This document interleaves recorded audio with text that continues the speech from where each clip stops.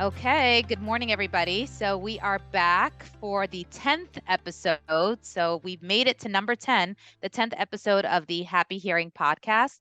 I am Dr. Ruth Reisman, a professor and audiologist here in New York City. Today, I actually have a different backdrop. I'm at the university. We're doing some research with the students today, which hopefully we'll touch on. But I am also here with my co-hosts Carly Sygrove and our special guests. So Carly, take the floor. Hi, everybody. I'm Carly. I'm a hearing loss coach, hearing health advocate, and writer. And I've also got a different background today, which is not very much because I'm moving house. So sorry about that. We'll have something behind me for the next one, hopefully. I'm really happy to be here for the Happy Hearing Podcast, episode 10. And today we have a special guest with us who my podcast co-host, Dr. Ruth Reisman, is going to introduce to you. Okay, thank you, Carly. So we are here today with Dr. Stephanie Milks. She is actually an audiologist who specializes in implants, but also serves as the Vice President of Education for the Pennsylvania Academy of Audiology. So we kind of wanted to chat with her, pick her brain about, what is coming up in education related to audiology, and then also speak to maybe some of the new innovations and trends that are happening with implants and how we're working towards spreading the word to future audiologists and current audiologists, and how education really plays a role in that component of things. So welcome, Stephanie. You can kind of give yourself a little bit of an Thank you introduction. so much. Hi. Thank you. Thank you so much.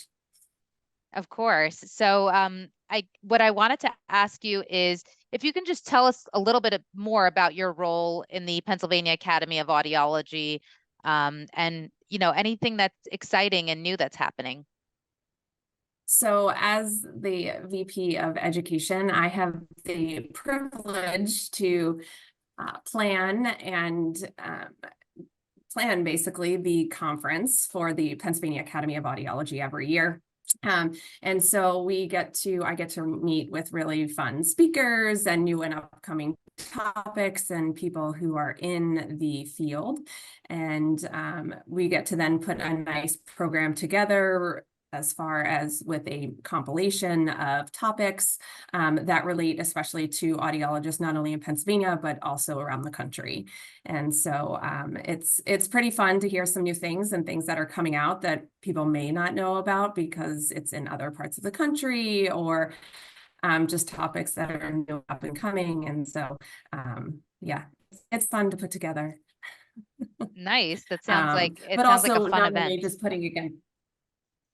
Yeah, so it's not only the conference as well, but I put together yearly things like continuing education, workshops and whatnot throughout the year, that if they don't, or we don't want to wait until convention, we can do it during the year as well. Okay, nice. So what is one thing or one of the most exciting things to you that we should be aware about?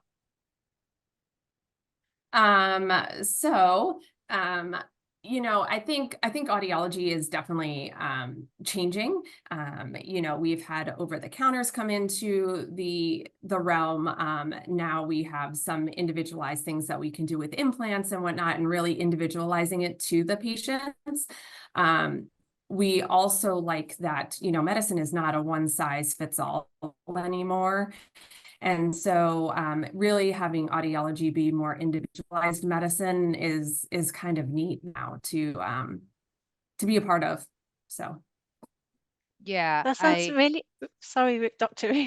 No, I was just gonna say, I know that just to speak to that, I know that there's just so much out there. And so as far as audiologists being on top of everything in order to best educate their patients, is going to be really important. So the education part of it really plays a big role. For sure, for sure. And, life is just getting more busy and whatnot. And so, being able to educate in various ways, whether it be through podcasts or through webinars or whatnot, or in person now, there's a lot to be obtained out there. Mhm. I was going to just ask about, you mentioned individualizing implants. Would you be able to speak a little bit about that? Because I'm on a waiting list for a cochlear implant, and the idea of an implant actually being individualized sounds amazing. It is pretty neat. There's varying technologies out there that we can make it more individualized. But also the fact that, there's various manufacturers, and there's 3 in the US, and there's probably more around the world. And so you might have access to more than we do here in the US. Mhm, But for that regard, there's a different company for everybody. And so making it, really knowing what is important to you, or finding out what's important to you in your journey, is really important versus somebody else's journey. And so we can, there's, whether that manufacturer is for you or a different manufacturer is for you, that's something to really, dive deeper and to really be educated. And we like to educate our patients and colleagues and professionals so that they can make the best decisions for them mhm, and their patients. mhm, And so whether, it's things like how big an implant is, if that's really important to what it looks like, or how small it is, or how it connects to certain things that, in your life, those things are making it individualized for you in that regard. mhm, There's other ways through technology and whatnot, to make it individualized for the internals as well. And so there's a lot of customization that can be done, at least here in the US. mhm, mhm.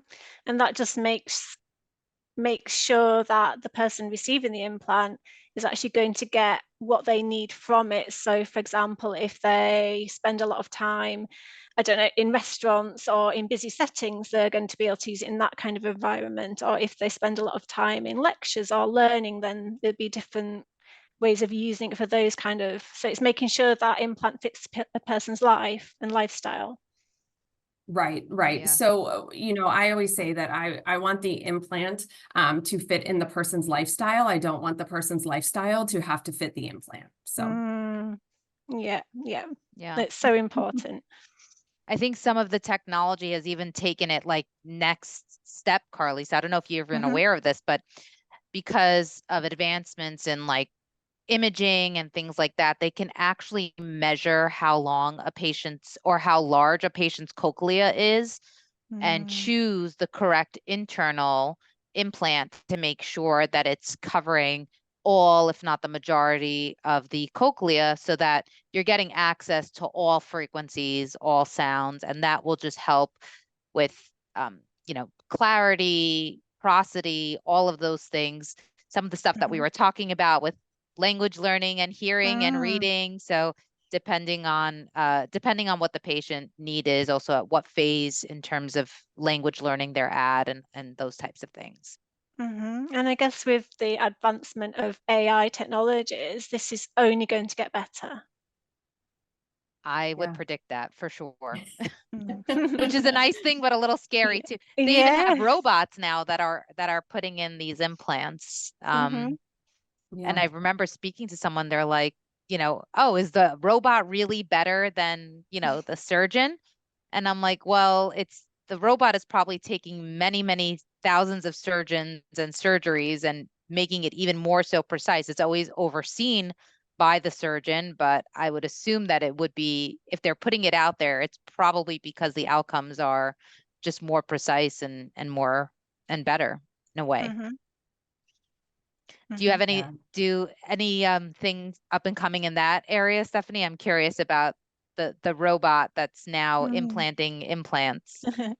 Yeah, so as far as I know, I don't know that there are too many in the country, but they are being used. I have actually the privilege of being in part of the country that does have one. And so hopefully maybe a second one.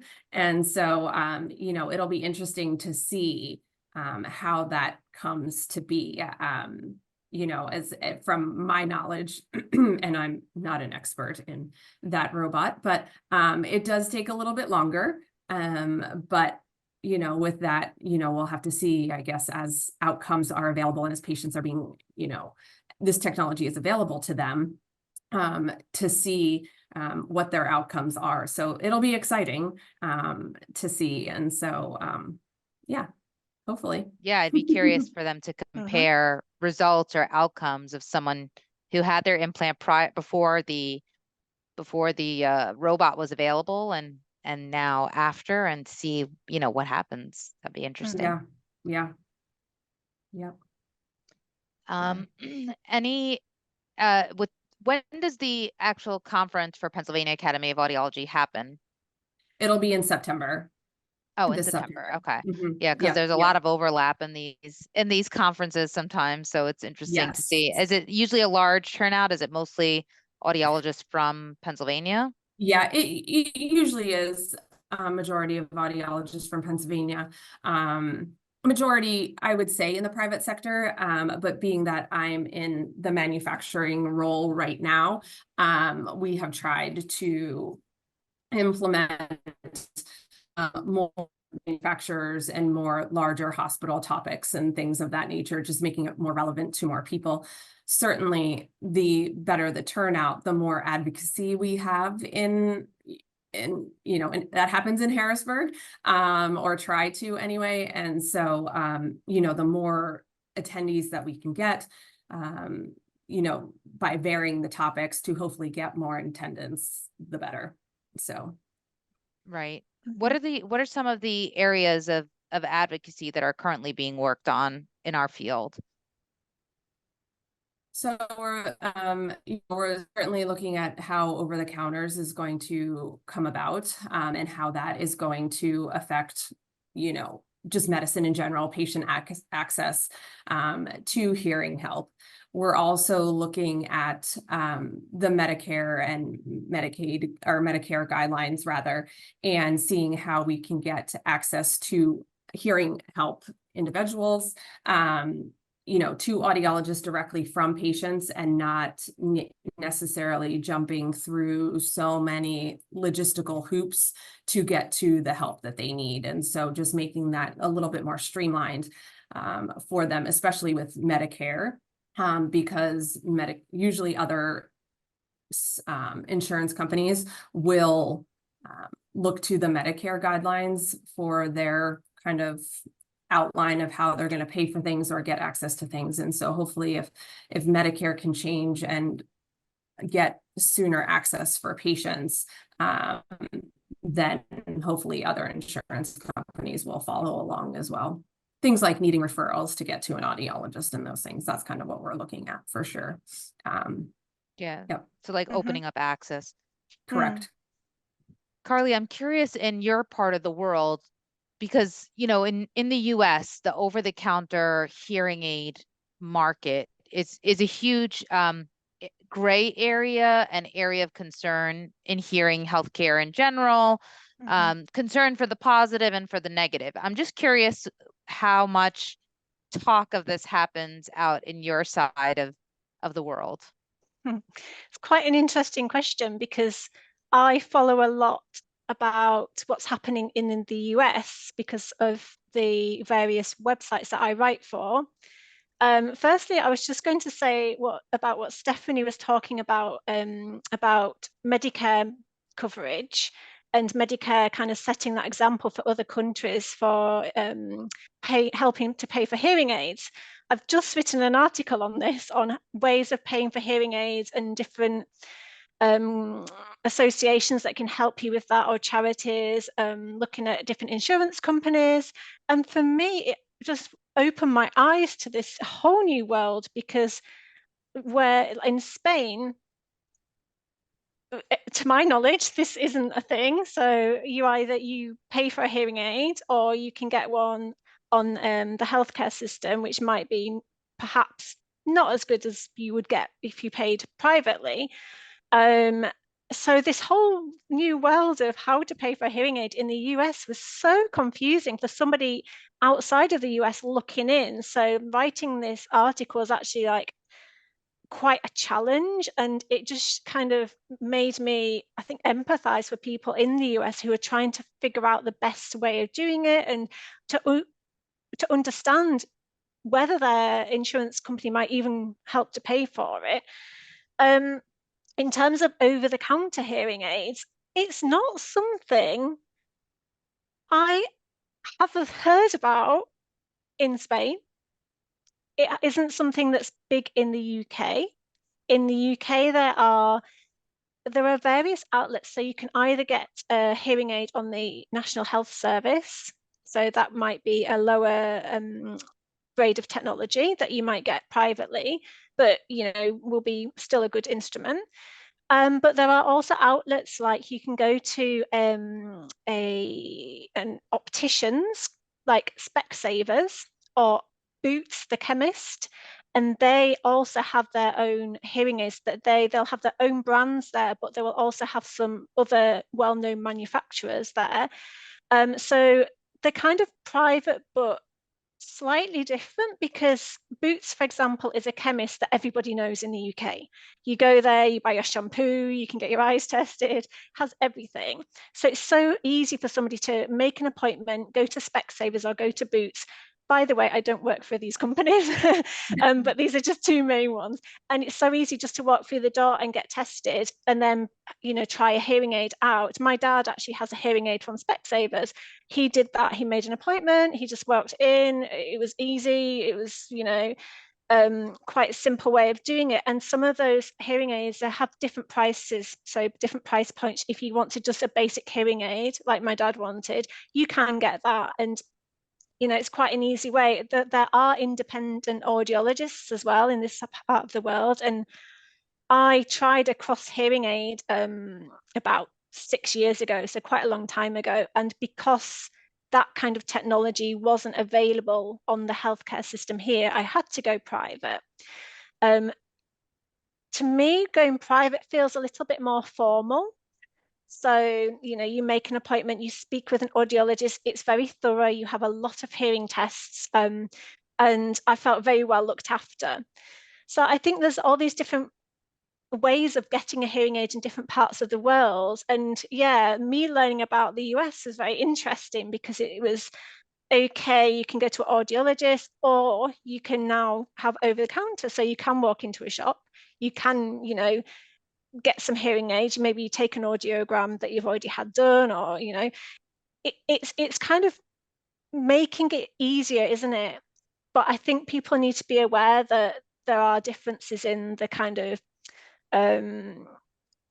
what's the word we can use here, difference in care or the care, yeah, in the audiological care, because it might be an easier way to get hearing aids, but you might be missing out on some of that care. You just need to be careful with that. But at the same time, there's the other argument of making things more accessible. Now, some people can't afford expensive hearing aids. For some people, even if they can get some amplification, maybe that's all they need if they've got a mild hearing loss. And so everyone's different, as we know, with hearing care, hearing needs. But there are, for people listening in different parts of the world, there's so many ways of getting hearing aids, and so many methods, so many ways of paying for them as well.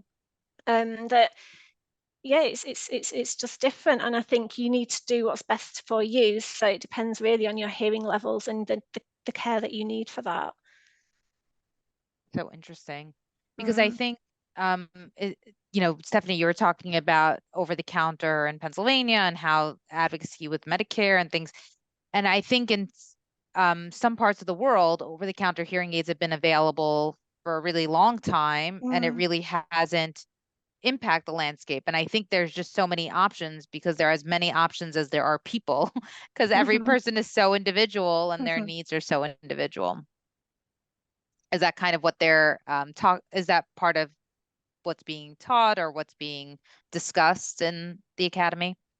Yeah, I think it's, kind of looking at all perspectives on the coin for that. And that, we're allowing, because our system has such a long way to get certain things, you know, that you have to go to one physician and then it's a referral and then it's waiting for a, you know, another appointment there. And then it's, if you have to go somewhere else, and it's a lot of, it takes a long time. And so we're actually allowing patients to get sooner access to their hearing help. But in that regard, there is the flip side of the coin that they may not be doing themselves the best service by just picking something off a shelf and putting it in their ear, right? Or it may not be appropriate for them, or there's something else that's going on more significant and more severe that